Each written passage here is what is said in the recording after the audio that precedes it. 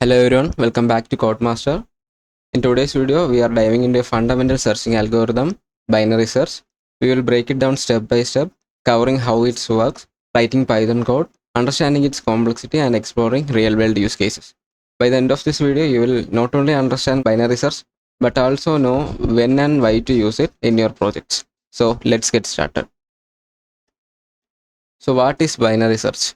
Binary search is an efficient algorithm used to find an element in a sorted array. It works by repeatedly dividing the array into halves.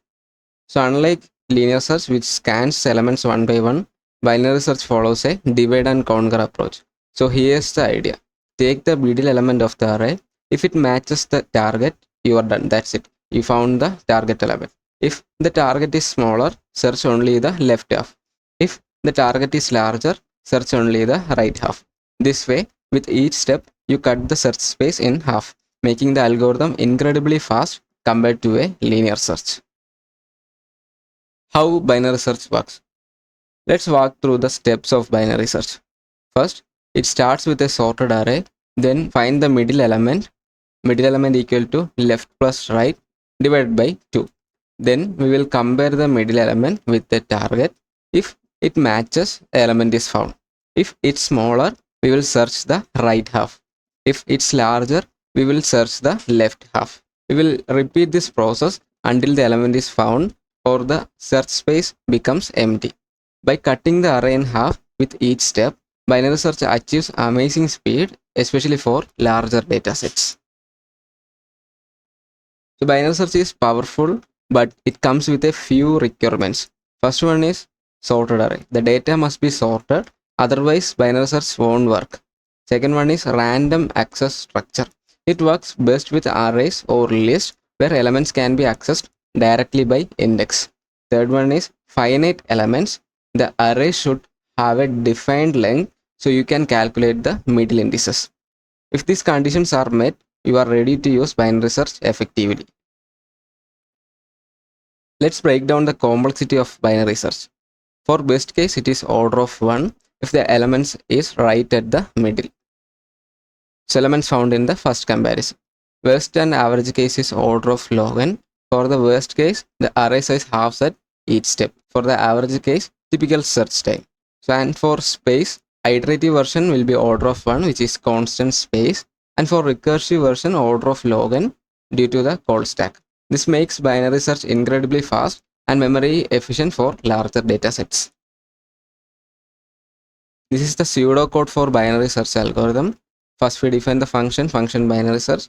We will pass array and target value, left equal to 0, right equal to length of array minus 1 till the end.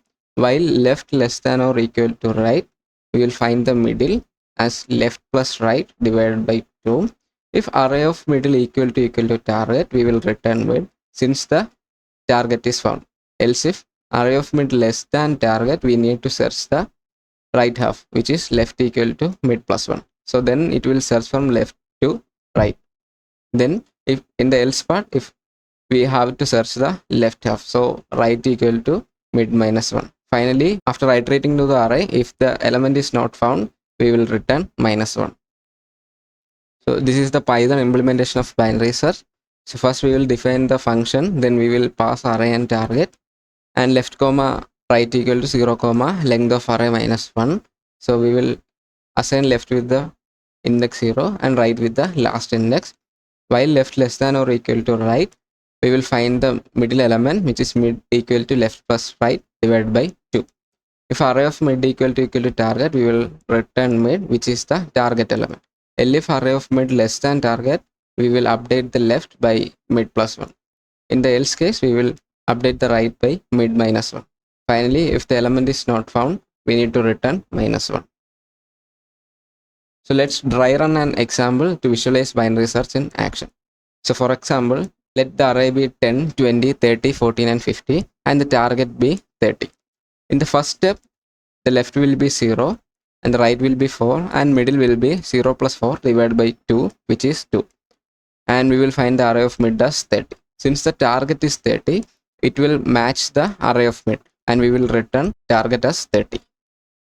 So in this case, binary search finds the element in just one step. So where is binary search useful? Finding elements in sorted arrays, database indexing and lookups, dictionary or phone book searches, then price range filtering in e-commerce, debugging tools such as Git Basics. So why use binary search? It is used in searching in sorted arrays or lists, finding elements in dictionaries or phone books, database search optimizations, debugging, and game development. For example, collision detection or pathfinding.